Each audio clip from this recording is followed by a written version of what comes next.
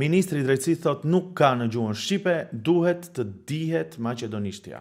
Që në esencë nuk ka asgjë të keqe se nëse je jurist, me siguri duhet ta dish maqedonishten, por arroganca e vazhdueshme është ajo që irriton njerëzit.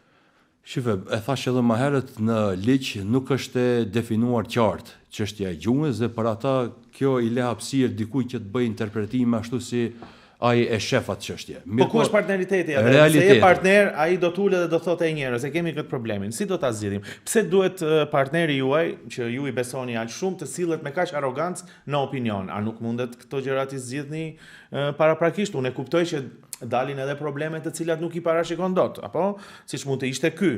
Por qasja e vazhdueshme që njerëzit e shohin, madje edhe votuesit tuaj, është ajo që i irriton. Ta di, ndoshta kjo është edhe çështje e mundësisë që ka parë ministri për të përfituar ndonjë pikë politike të ulët, po nuk është çështje që nuk zgjidhet.